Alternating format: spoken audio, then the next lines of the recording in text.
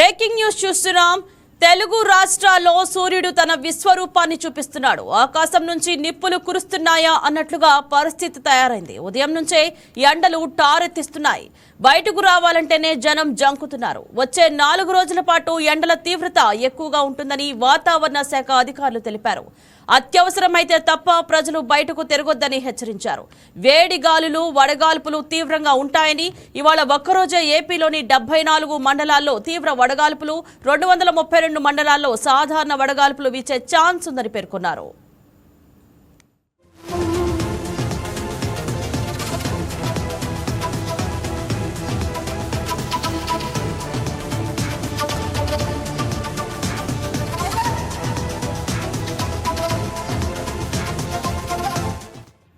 ఈ వేసవి సీజన్లోనే అత్యధికంగా పల్నాడు జిల్లా పిడుగురాళ్లలో ఏకంగా 47.6 డిగ్రీల ఉష్ణోగ్రత నమోదై రికార్డు సృష్టించింది. కేవలం పిడుగురాళ్లే కాదు, కృష్ణా జిల్లా కంకిపాడు, మార్కాపురం జిల్లా నందన మారెలలో 46.1 డిగ్రీలు, పశ్చిమ గోదావరి జిల్లా తణుకులో 46 డిగ్రీలు రికార్డయ్యాయి. కోస్తా, రాయలసీమ పరిధిలోని 11 జిల్లాల్లో 45 డిగ్రీల మార్కును దాటేసింది. రాష్ట్ర వ్యాప్తంగా దాదాపు 204 మండలాల్లో 43 డిగ్రీలకు పైగా ఎండ దంచికొట్టింది. సముద్ర తీర ప్రాంతాల్లో కూడా సాధారణం కంటే 4 నుంచి 7 డిగ్రీల వరకు ఎక్కువ ఉష్ణోగ్రతలు నమోదయ్యాయి.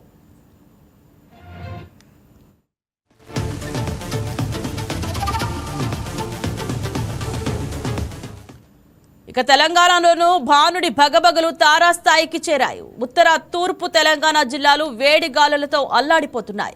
గత 3 రోజులుగా ఉమ్మడి ఆదిలాబాద్ జిల్లాలో సూర్యుడు పగబట్టినట్లు ప్రతాపం చూపిస్తున్నాడు. రాష్ట్రంలోనే అత్యధికంగా బుధవారం నిర్మల్ జిల్లా దిలావర్పూర్లో 46.5 డిగ్రీల ఉష్ణోగ్రత నమోదైంది. హన్మకొండలో 46.4, మంచిర్యాల జిల్లా కోటపల్లిలో 46.3, జగిత్యాలలో 46.3, అలాగే ఆదిలాబాద్ జిల్లా జైనత్లో 46.2 డిగ్రీల చొప్పున టాప్ టెంపరేచర్స్ నమోదయ్యాయి. ఉదయం 10 గంటలకే బయట ఎండ దంచి కొడుతుండటంతో జనం బెంబేలెత్తిపోతున్నారు.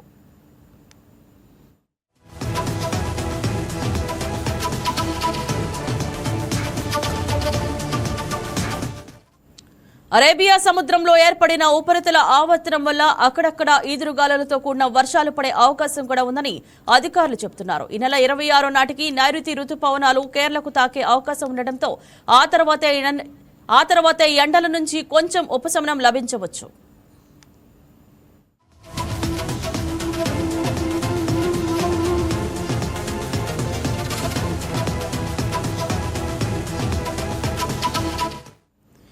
ఇదే అంశం గురించి మా కరెస్పాండెంట్ సంపత్ లైవ్ ద్వారా అందిస్తారు. సంపత్, చెప్పండి, ప్రస్తుతం తెలుగు రాష్ట్రాల్లో నమోదవుతున్న ఉష్ణోగ్రతలు గత సంవత్సరంలో పోలిస్తే ఎంత ఎక్కువగా ఉన్నాయి? తెలుగు రాష్ట్రాల్లో గత సంవత్సరం కంటే ఈ సంవత్సరం చూసుకున్నట్లయితే 44 నుంచి 47 ఉష్ణోగ్రతలు సెల్సియస్ తెలంగాణ చెప్పచ్చు. ఇప్పటికే మనం చూసుకున్నట్లయితే తెలంగాణ రాష్ట్రం మొత్తం నొప్పుల కొలిమేగా కనబడుతుందని చెప్పొచ్చు. మనం చూసుకున్నట్లయితే ఈ 3 రోజులుగా మనం చూసుకున్నట్లయితే 3 రోజులుగా మినిమం ఉన్నటువంటి ఉష్ణోగ్రతలు 38 నుంచి ఒక్కసారిగా 47 ఉష్ణోగ్రతలు చూపించడంతో ఒక్కసారిగా తెలంగాణ రాష్ట్రంలో భారీగా ఎండలు పడుతుందని చెప్పొచ్చు. మనం చూసుకున్నట్లయితే ఇప్పటికే అటు ఆదిలాబాదు, నిజామాబాద్, కరీంనగర్, ఖమ్మం, వరంగల్ ప్రాంతాలలో మాత్రం 44 నుంచి 47 సెల్సియస్ ఉష్ణోగ్రతలు మాత్రం నమోదయ్యని చెప్పొచ్చు. ఉదయం 10 గంటలకే భారీ ఎండ పడడంతో ఒక్కసారిగా బాణుడు బగబగ నిప్పులు చెరగడంతో ప్రజలకు చాలా తీవ్ర ఇబ్బందులు ఎదురవుతున్నాయని చెప్పొచ్చు. ఇప్పటికే తెలంగాణ వాతావరణ శాఖ తెలిసిన వివరాల ప్రకారము ఎవరు కూడా ఉదయం 10 గంటలకు నుండి సాయంత్రం 5 గంటల వరకు బయటికి రావచ్చని చెప్పని తెలంగాణ వాతావరణ శాఖ తెలిపింది. ఇప్పటికే మనం ఖమ్మంలో చూసుకున్నట్లయితే 44 ఉష్ణోగ్రతలు నమోదయ్యాయి. వరంగల్ 46 ఉష్ణోగ్రతలు, కరీంనగర్ 43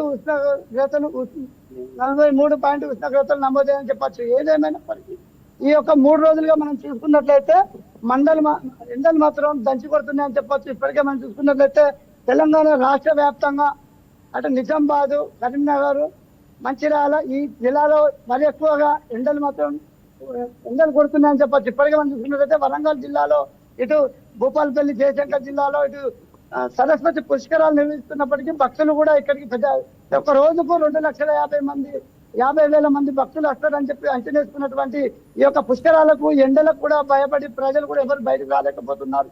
మరో దిక్కు చూసుకున్నట్లయితే జిల్లా యంత్రాంగం కూడా ఎప్పటికప్పుడు అవేర్నెస్ తెలుపుతూ ఎవరు కూడా బయటికి రావద్దని తెలియపరుస్తున్నారు. అటు జిల్లా యంత్రాంగంతో పాటు ఎవరు కూడా తెల్లటి వస్త్రాలతో తలపై క్యాప్ కదా లేదా గొడుగు పట్టుకొని పోవాలి. ఎప్పటికప్పుడు మజ్జిగ, వాటరు, నిమ్మరసం తీసుకోవాలి. డిహైడ్రేషన్ కాకుండా ఉండడం కోసం అవసరమైతే తప్ప ఎవరు కూడా బయటికి రావద్దని చెప్పని రోజుకు జిల్లా యంత్రాంగం ఎప్పటికప్పుడు ఆదేశాలు జారీ చేస్తున్నాయి. మనం చూసుకున్నట్లయితే మొత్తానికైతే తెలంగాణలో ఈ 3 రోజులుగా నిప్పుల కుంపటిలా కనిపిస్తుందని చెప్పచ్చు. ఎండలు మాత్రం రోజు రోజుకు తగ్గుతాయి, వర్షం పడతాయని అనుకున్నప్పటికీ కూడా రోజు రోజుకు మాత్రం ఎండలు పెరుగుతున్నాయని కూడా చెప్పచ్చు. గత సంవత్సరం కంటే ఈ సంవత్సరం చూసుకున్నట్లయితే సుమారుగా 4 నుంచి 5 అంటే గత సంవత్సరం 42 ఉష్ణోగ్రతలు ఉంటే ఈ సంవత్సరం లాస్ట్ టాప్ 47 ఉష్ణోగ్రతలు సెన్సెక్స్ కూడా పెరిగినాయని కూడా చెప్పచ్చు.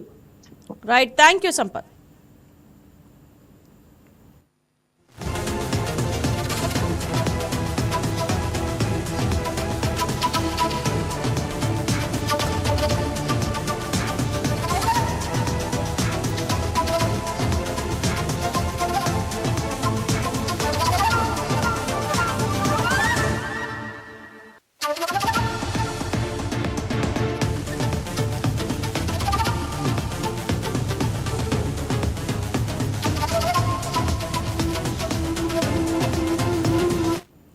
ఎస్, ఇక ఇదే అంశం గురించి మరింత సమాచారం మా కరెస్పాండెంట్ బిందు లైవ్ ద్వారా అందిస్తారు.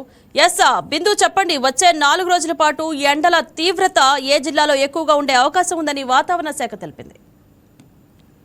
రైట్ ఇంద్రజ, మనం చూసుకుంటే విజయవాడ వ్యాప్తంగా కూడా తీవ్ర స్థాయిలో బాణుడు బగబగమంటున్నాడు. ఇంకా 4 రోజుల్లో చూసుకుంటే ఈ 4 రోజులు కూడా ఇదే రేంజ్ లో అయితే ఎండలు కురుస్తాయని కూడా చెప్తున్నారు. ముఖ్యంగా చూసుకుంటే విజయవాడలో ఉన్న మనం ప్రస్తుతం ఇక్కడ అంటే హైవే అంటే హైదరాబాద్ వెళ్లే హైవే పైన ఉన్నాము. రామర్పాడు నుంచి పూర్తిగా చూసుకుంటే ఎండలు తీవ్ర తారాస్థాయికి చేరుకున్నాయని చెప్పొచ్చు. ప్రజలు బయటకు వచ్చి ప్రయాణం చేసే పరిస్థితి కూడా కనిపించట్లేదు. పూర్తిగా ఎండ నేపథ్యంలో ఎవరు బయటికి రావడానికి కూడా అందరూ బయటికి రావడానికి కూడా భయపడే స్థితిలో అయితే మొత్తం సిచ్యువేషన్ అంతా మారిపోయిందనే చెప్పుకోవచ్చు. ఎందుకంటే ఎండల తీవ్రత చాలా అధిక స్థాయిలో ఉంటుంది. ఇంకా ఐఎండీ తెలిపిన దాని ప్రకారం పూర్తిగా చూసుకుంటే దాదాపు 8 డిగ్రీలు 46 డిగ్రీలు ఎండ రోజు కాస్తుంది అని కూడా చెప్తున్నారు. ఇంకా రాయలసీమ అటు సైడ్ ప్రాంతాల్లో అయితే దాదాపు 46 నుంచి 47 డిగ్రీలు పూర్తిగా వస్తున్నాయని చెప్పుకోవచ్చు. ఇంకా చూసుకుంటే ఈ నేపథ్యంలో రాయలసీమ ప్రాంతానికి సంబంధించి పూర్తిగా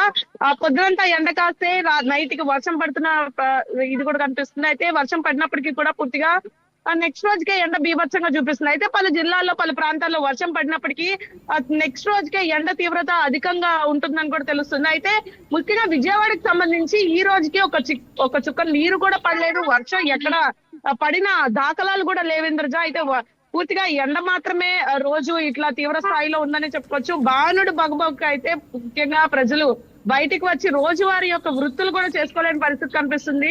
ఇంకా రానున్న రోజుల్లో మరింత డిగ్రీలు ఎండ కాసే విధంగా కూడా ఉంటుందని చెప్పేసి ఐఎండీ అంచనా వేసింది. అదే విధంగా దానికి తగ్గ జాగ్రత్తలు కూడా తీసుకోవాలని ఇప్పటికే డాక్టర్స్ కానీ ఇటు మెడికల్ సైడ్ నుండి ప్రతి ఒక్కరు కూడా చెప్తూ ఉన్నారు. ఎటువంటి జాగ్రత్తలు తీసుకోవాలి, ఎలా ఈ ఎండ తీవ్రతని నుండి బయటపడాలన్న దానిపైన కూడా పూర్తిగా ఒక లిస్ట్ ఆఫ్ డీటెయిల్స్ కూడా ఇచ్చారు. దాని మీదే చూస్తున్నారు. ఇంకా ప్రతి సిగ్నల్ వద్ద కూడా వాహన చోదకులు కానీ వీరందరూ ఆగి ఉండే నేపథ్యం అసలు ఏమీ కనిపించట్లేదు. ఖచ్చితంగా ఒక 2 నిమిషాలు ఆగితే అస్వస్థతకు గురవుతున్నారు. ఇది ఇక్కడ పరిస్థితి Indraja. Right, thank you Bindu.